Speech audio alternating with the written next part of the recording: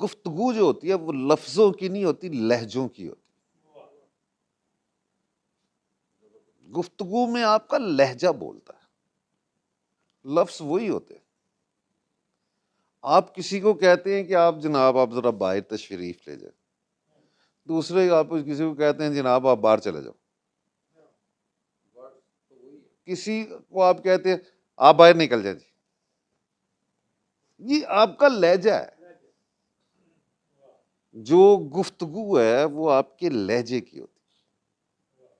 لفظ جو ہیں وہ صرف میننگ پہناتے ہیں، وہ ایک ادائیگی کا طریقہ جو ہے، لفظ کو ادا کرنے کا طریقہ جو ہے وہ آپ کی گفتگو بناتا ہے. دوسری چیز جو بڑی اہم ہے جو آپ نے بات کی تھی غالباً لہجوں کی، وہ اس کی آپ کر رہے تھے بات جس کا کوشچن کا میں نے کہا تھا کہ میں پولرائزیشن کی بات کی تھی. یس، ایک میں آپ سے چھوٹا سا سوال کرتا ہوں، مجھے بتائیے کہ کسی پارٹی کے ساتھ، اسپیشلی پولیٹیکل پارٹی کے ساتھ، اگر ورکر کی لائلٹی ہوگی یا ووٹر کی لائلٹی ہوگی تو پھر بہتر جمہوریت ہوگی، یا اگر لائلٹی نہ ہوگی تو پھر بہتر جمہوریت ہوگی؟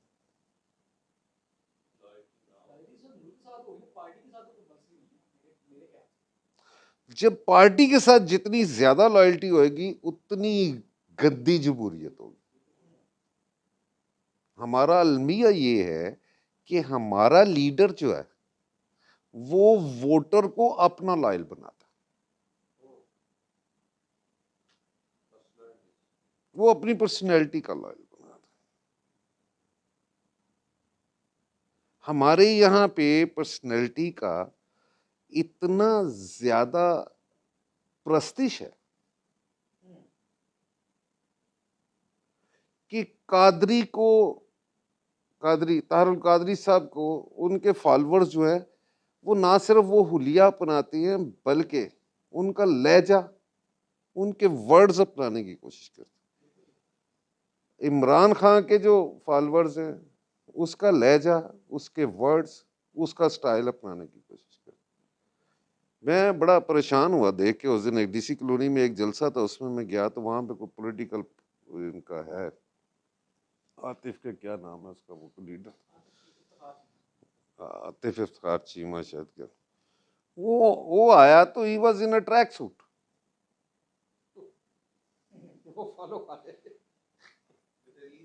ٹریک سوٹ میں آیا اور آگے اس نے سپیچ کی اور دو چار، اور وہی ایجا کا نعبدو و ایجا کا نستعین، اور اس کے بعد اس نے وہ بات شروع کی اور اسی سٹائل میں بات کر کے تو وہ چلا گیا. یہ گفتگو نہیں ہو سکتی، یہ پروڈی ہے، یہ کاپی ہے، نقل ہے، یہ اصل نہیں. ہمارے ہاں جب ہم بات کرتے ہیں نا حق کی، تو یہ ایک بڑی بری عادت ہمیں پڑ گئی ہے، بلکہ ہمارا ایک مزاج بن گیا ہوا کہ ہمارے لیے حق وہ ہے جو ہم حق اس کو سمجھتے ہیں جو ہمارے لیے حق، جسے ہم سمجھتے ہیں. جو سویلائزیشنز ڈیولپ ہوئی اور جن کے اثرات آج تک موجود ہیں، جو نون میرا خیال سویلائزیشن ہے وہ گریک جو ہے اس کے اولڈسٹ اور سب سے زیادہ اثرات آج بھی جس کے پائے جاتے ہیں، اس میں افلاطون، ارسطو ہم نے سنا ہو. میں نے ایک جگہ پڑھا اور میں بڑا حیران ہوا کہ جو سویلائزیشن جو تہذیبیں نام کماتی ان میں کچھ نہ کچھ بہت اعلیٰ ہوتا ہے. افلاطون کے مدرسے کا اس کے کچھ اصول تھے، ان اصولوں میں یہ بات تھی کہ اگر آپ کو آدھی رات کو کسی مسئلے کا حل یا کوئی بات ذہن میں آتی تو آپ اپنے ساتھی کو اٹھا کے اس پہ ڈسکس کر سکتے.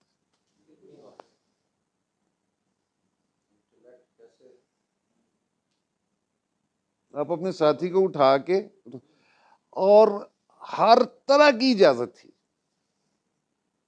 ڈسکشن میں، سوچ میں. صرف اس بچے کو مدرسے سے نکال دیا جاتا تھا جو اختلاف پھر رائے پہ جھگڑا کرتا تھا. یہ کمال کی بات کہ اگر میں اور آپس میں ہمارا کسی رائے کے اوپر، کسی چیز کے اوپر اختلاف ہو گیا، تو اس میں اگر ہم لڑ پڑے تو you are out of the class, you بدن وہ اسکول سے ہی باہر کر دیتے، نکال دیتے کہ تم اس قابل ہی نہیں کہ پڑھو. اور اب اگر ہم اپنا دیکھیں اس وقت، تو ہمارے اندر تو جو سب سے بڑی پرابلم ہے، ہمیں جس چیز کی اس وقت سب سے زیادہ ضرورت ہے، وہ اختلاف رائے کی عزت کرنے کی ضرورت ہے، احترام رائے کی ضرورت ہے. جیسے بہت سارے دوستوں نے، میں ڈاکٹر صاحب نے بھی کہا کہ ایک ہی معاملے پہ آپ کی اور میری رائے مختلف ہو سکتی. اگر میں آپ سے یہ کہوں گا جی آپ کی رائے تو آپ کی رائے ٹھیک ہو سکتی، لیکن میری اس کے بارے میں یہ رائے، تو ایک تو یہ طریقہ ہے آپ کو کہنے کا اس اختلاف سے بچنے کے لیے. دوسرا یہ ہے کہ جی آپ بالکل ٹھیک ہے، میں اس کے بارے میں مختلف میرا زاویہ، آپ اس پہ بات کر سکتے، میں اس اینگل پہ بات کروں. اور کبھی آپ یہ ٹرائی کر لیں،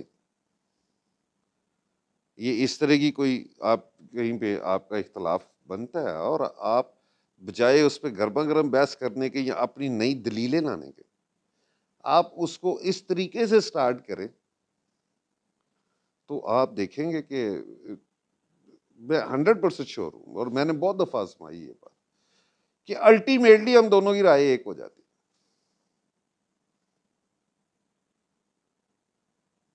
کسی کو آپ اپنی رائے،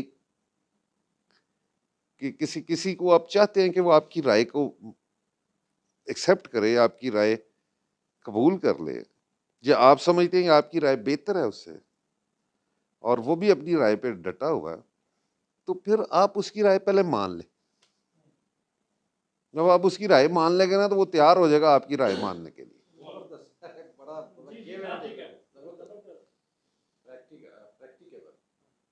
جب آپ اڑ جائیں گے تو پھر لڑائی ہے.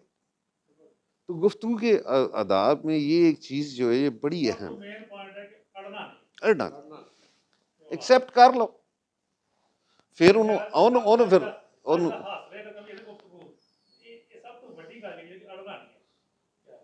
مطلب تسی انہوں ایکسیپٹ کرو. جو چیز ایک چیز بڑی، ایک گفتگو کی ایک پہلے بھی ذکر ہو چکا، میں کچھ تھوڑے سے دوسرے تناظر پہ اسی بات کو کرنا چاہ رہا ہوں. میں ایک سٹوری سن رہا تھا، ایک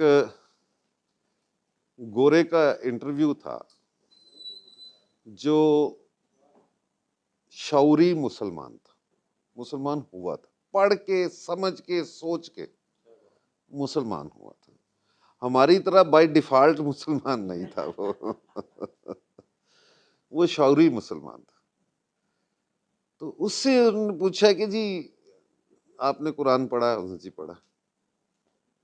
اس قرآن میں آپ کو کیا ملا؟ کہ تو مجھے لگتا ہے کہ یہ وہ دنیا کی واحد کتاب ہے جو انسان سے گفتگو کرتی ہے. کہ تو میں نے جب بھی کسی مسئلے کے لیے جب بھی اس کو کھولا ہے تو مجھے اس کا جواب ضرور ملا. اسے پوچھا کہ آپ صلی اللہ علیہ وسلم کی سیرت بھی پڑھی ہوگی آپ نے؟ اس نے کہا جی میں نے پڑھی. اس کو آپ کو سب سے زیادہ متاثر کس چیز نے کیا؟ انہوں نے کہا مجھے آپ کی گفتگو نے متاثر کیا. جی گفتگو نے آپ کو کیسے متاثر کیا؟ کہ تو میں یہ دیکھتا ہوں کہ ان کے پاس جس لیول کا بندہ آیا نا، آپ نے اسی لیول پہ آگے بات کی. اگر آپ کے پاس کوئی بچہ آیا نا تو آپ نے بچہ بن کے بات کی، اگر کوئی اسکالر آیا تو آپ نے اسکالر کے لیول پہ بات کی، اگر کوئی بدو آیا تو اس بدو کے لیول پہ بات کی، آپ نے کبھی اوپر نیچے نہیں کیا۔ اور مجھے وہ اشفاق صاحب کا ایک بات بڑی یاد آتی ہے، وہ کہتے ہیں گفتگو وہ ہوتی ہے جس میں سامنے والا خوف زدہ نہ ہو، گفتگو وہ اچھی ہوتی ہے اگر تم بڑے عالم ہو، بڑے جانتے ہو اور سامنے والا نہیں جانتا تو اپنی علمیت نہ بگاڑو اس کے اوپر، تم اپنا علم جھاڑتے رہو، وہ سامنے بیٹھا ڈرتا رہے پتہ نہیں کون چیز۔ تو جو بندہ اپنے علم سے، اپنی گفتگو سے لوگوں کو ڈرا دیتا وہ عالم نہیں ہوتا، اس کے پاس علم نہیں ہوتا، اس کے پاس تو خوف رکھا ہو۔ تو آج کی جو آخری بات جو میں یہ اس کو وائنڈ اپ کرنے کے لیے، گفتگو کرتے وقت سب سے جو خلاصہ نکلتا ہے ہمارا، جس پہ ہمیں سب کو، میرا خیال ہے کہ اس پہ عمل بھی کرنا چاہیے اور اس کوشش بھی کرنی چاہیے، دوسروں کو بھی کہنا چاہیے، الفاظ کے چناؤ کے بعد سب دوستوں نے جس طرح کا نرم لہجہ اور اپنے لہجے کی درستگی، پیار سے اور لہجے کی درستگی، اور سامنے والے کا لیول جو ہے اس کے مطابق گفتگو، یہ سارے آداب اسی